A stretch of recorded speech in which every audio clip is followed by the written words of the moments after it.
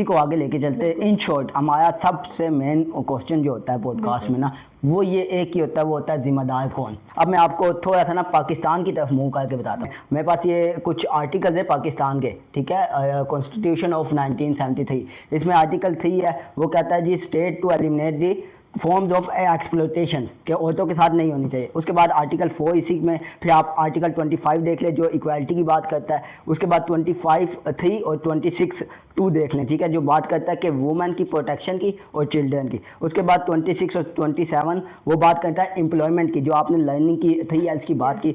अब आर्टिकल 32 जो है वो बात करता है कि वुमेन को रिप्रेजेंटेशन होनी चाहिए लोकल गवर्नमेंट में भी। जो protection against harassment of women है 2010 का। उसके बाद वुमेन्स प्रोटेक्शन बिल 2006। उसके बाद enforcement of women's poverty rights, वही वाली लर्निंग और लीडरशिप वाली। तो अब मुझे ये बताएं कि अब इतने आर्टिकल होने के बावजूद आप देख ले, ये होगी नेशनल लेवल की। अगर हम इंटरनेशनल लेवल पे बात करें, इस्लाम ने आपको राइट्स दिए, आपने माना। अब लोकल अगर हम एक गली मोहल्ले की बात करें तो आपको जितने राइट्स मिलते हैं एक बंदे को नहीं मिलते, ठीक है। आप कहीं कुछ लेने जाती है, सबसे पहले आपको डील किया जाता है।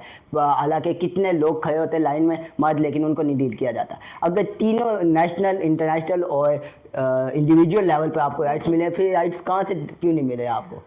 अब लॉज बने हुए हैं, उनकी इम्प्लीमेंटेशन में मसला है। उसकी कहाँ पर मसला है? इम्प्लीमेंटेशन में मसला इस तरह से कि सबसे पहले आपने इंडिविजुअल लेवल की बात की, ठीक है। इंडिविजुअल लेवल में ही एक घर में ही जो है ना, खातून के पैसे को अगर बेवकूफ़ाना समझा जाएगा, उसको इंफीरियरिटी कॉम्प्लेक्स में डाल दिया जाएगा। फॉर एग्जांपल चलें, ठीक है, इसको और ज़्यादा अगर हम स्पेसिफाई करें, एक खातून के साथ कोई हरासमेंट हो रही है या कोई रेप का सिलसिला होता है, तो सबसे पहले तो उसके घर वाले ही कहेंगे कि हम रिपोर्ट ही दर्ज नहीं करवा सकते, क्योंकि हम सोसाइटी में खुद ही बदनाम हो जाएंगे, ठीक है।